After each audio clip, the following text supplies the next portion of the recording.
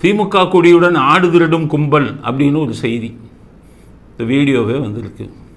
அது எந்த காரில் போகிறான்? ஃபார்ச்சுனர் கார், அது 1 கோடி ரூபா போகும்.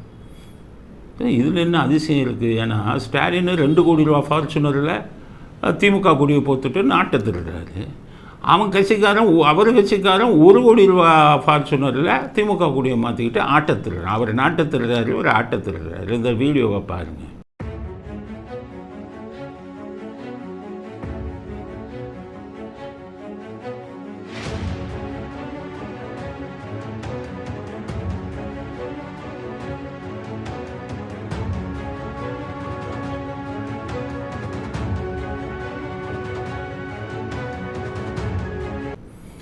ரொம்ப நாளாக இந்த திமுக கொடியை வச்சுக்கிட்டு நான் இதில் இருக்கக்கூடிய அத்தனை ஆடுகளையும் திருடிக்கிட்டு இருக்கான். ஊரில் இருக்கக்கூடிய அத்தனை ஆடுகளையும் திமுககாரன்.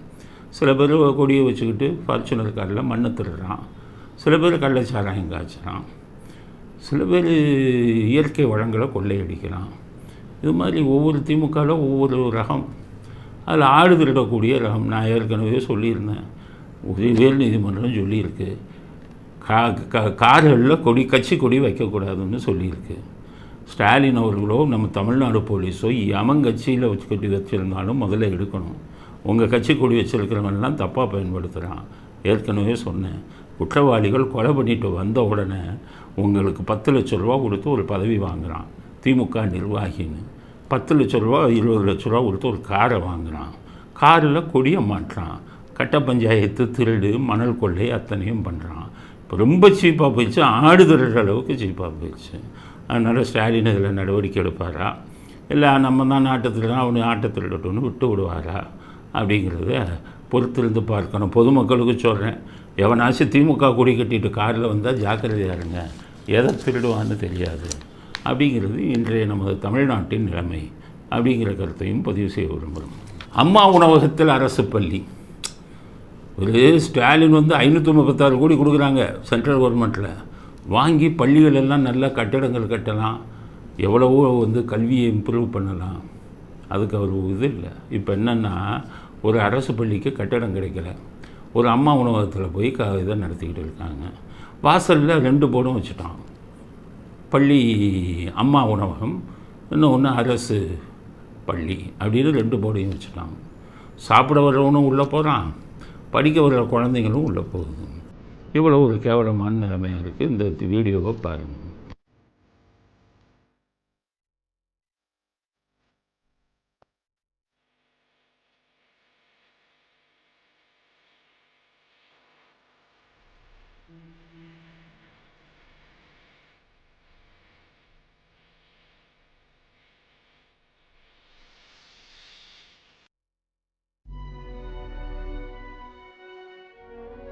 இவ்வளவு ஒரு தரம் தாழ்ந்த கல்வியை தமிழ்நாட்டுக்கு கொடுத்து கொண்டிருக்கிறார். மத்திய அரசாங்கம் உதவி செய்கிறேன் என்று சொன்னாலும் அதை புறந்தள்ளிவிட்டு என் அப்பாவின் சமச்சீர் கல்வியைத்தான் இவர்களுக்கு போதிப்பேன், ரோட்லேயும் பிளாட்ஃபார்ம்லேயும் மரத்தடியிலையும் அம்மா உணவகத்திலையும் வச்சு இது பண்ணுவனே ஒழிய எங்கள் அப்பா உடைய சமச்சீர் கல்வி தான் எங்களுடைய லட்சியம். உங்கள் மத்திய அரசாங்கத்திலேருந்து நீங்கள் எத்தனை கோடி கொடுத்தாலும் அதை தூக்கி போட்டுருவோம், நல்ல கல்வியை பற்றி நாங்கள் கவலைப்பட தயாராக இல்லை என்று சொல்லி மாணவர்களின் எதிர்காலத்தை பாழாக்கி கொண்டிருக்கும் ஸ்டாலினுக்கு கடுமையான எதிர்ப்பை தெரிவிச்சுக்கிறோம். நீங்கள்லாம் படிக்காத ஆளுங்க, வருங்கால மாணவர்கள் நல்லா படிக்கணும், உலகத்தரத்துக்கு அவங்க முன்னேறணும், கிராமத்தில் இருக்கிறவங்கெல்லாம் ஐஐடி எழுதி பாஸ் பண்ணுற அளவுக்கு தரம் கூடணும். அதனால் மக்களின் மாணவர்களின் வருங்காலத்தை பாதிக்காதீர்கள் அப்படிங்கிற கருத்தை ஸ்டாலினுக்கு தெரிவிக்க விரும்புகிறேன். அடுத்தது எஸ்பி வேலுமணி, அதிமுகவின் முன்னாள் அமைச்சர். அவர் மேலே 20 கோடிக்கு அளவுக்கு அதிகமாக லஞ்ச வழக்க போட்டாங்க. அளவுக்கு அதிகம் இல்லை, டெண்டரில் ஏதோ முறைகேடு நடந்திருக்குன்னு போட்டார். 21 ஆட்சிக்கு வந்தது திமுக. 24 3 வருஷம் கழித்து வேலுமணி மேலே போட்டதுக்கு காரணம் என்ன தெரியுமா? 3 வருஷமாக வேலுமணிகிட்ட பேரம் பேசிக்கிட்டு இருந்தார் ஸ்டாலின். எனக்கு இத்தனை கோடி கொடுத்துருங்க, நாங்கள் கண்டுபிடிச்சிட்டோம், நீங்கள் இவ்வளோ சம்பாதிச்சிருக்கீங்க, இத்தனை கோடி எனக்கு கொடுங்க அப்படின்னு கோடிகளில் பேரம் நடந்து கொண்டு இருந்தது. அந்த பேரம் இது ஆகலை, இவர் கேட்ட பணத்தை அவங்க கொடுக்கல. அதனால்தான் இறுதியில் இந்த வழக்கை போட்டிருக்காரு. அதாவது ஆட்சியிலிருந்து சம்பாதிப்பது போதாதுன்னு சொல்லி, அதாவது ஒரு படத்தில் வரும், 1001ங்கிற படத்தில், கொள்ளையர்கள் கப்பலை போய் கொள்ளையடிப்பாங்க. பயணிகள் கப்பல் வேணாம், கொள்ளையர்கள் கப்பலை போய் கொள்ளையடிப்போம், அதில் தான் அவங்க கொள்ளையடித்த பணம்லாம் நிறையா இருக்கும், அதை நம்ம அடிக்கணும் அப்படின்னு போடுவாங்க. அதே மாதிரி ஸ்டாலின் என்னென்னா, கொள்ளையடிச்சு வச்சுருக்கிற மேலே கேஸை போட்டால் தான் இன்னும் பயங்கரமான பணம் கிடைக்கும் அப்படின்னு சொல்லி அதிமுகவில் யார் சம்பாதிச்சிருக்காங்கன்னு கணக்கு பார்த்து அவர்களை கொள்ளையடிக்கும் வேலையில் இறங்கி கொண்டிருக்கிறார். எலெக்ஷன் நெருங்க ஒவ்வொரு மந்திரியாக போட்டு இவர்களை இயங்க விட மாட்டார், எடப்பாடியை இயங்க விட மாட்டார் ஸ்டாலின். அதனால் அவர்களை அப்படியே அமைதியாக்கி விட்டு எலெக்ஷனில் ஜெயிச்சிடலான்னு கணக்கு போடுறாரு. எடப்பாடி இதெல்லாம் சந்திக்கணுமே, அவர் சவுக்கு சங்கர் எப்போ ரிலீஸ் ஆவார், அவர் நமக்கு எப்படி உதவி செய்வார்னு அவரை நம்பி காத்திருக்கார். அதனால் ஸ்டாலின்கிட்ட வசமாக மாட்டியிருக்கீங்க.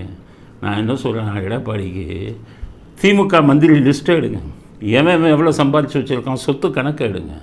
ப்ரைவேட் கம்ப்ளைண்ட்டாக 200 CRPCயில் மேஜிஸ்ட்ரேட் கோர்ட்டில் ஒவ்வொருத்த மேலேயும் கேஸை போடுங்க. கவர்னருக்கு பெர்மிஷன் கேளுங்க, கவர்னர் உடனே கொடுத்துருவார். நிறைய சொத்துக்களை வாங்கி வச்சுருக்காங்க. ஸ்டாலின் மேலே நான் ஆதாரம் தரேன், அந்த ஆதாரங்களை வச்சுக்கிட்டு போடுங்க ப்ரைவேட் கம்ப்ளைண்ட்டாக. ஜெயலலிதா மேலே சுப்பிரமணிய சாமி 200 CRPCயில் மேஜிஸ்ட்ரேட் கோர்ட்டில் தானே போட்டார், கவர்னர்கிட்ட அனுமதி கேட்டார்ல. அப்போ கவர்னர் அவங்க முதலமைச்சரால் அனுமதி இல்லைன்ட்டாங்க. அது மாதிரி அனுமதி கேட்டு ப்ரைவேட் ஏன் போலீஸ் தான் அவங்களுக்கு ஜாலி அடிப்பாங்கல்ல ஆளுங்கட்சிக்கு, தனி வழக்காக போடுங்க அந்தளவுக்கு. அதனால் சவுக்கு சங்கர் வந்தோடனே அவர்கிட்ட கன்சல்ட் பண்ணி இதெல்லாம் நீங்கள் எடப்பாடி செய்யணும் அப்படிங்கிற ஒரு கருத்தையும் பதிவு செய்வோம்.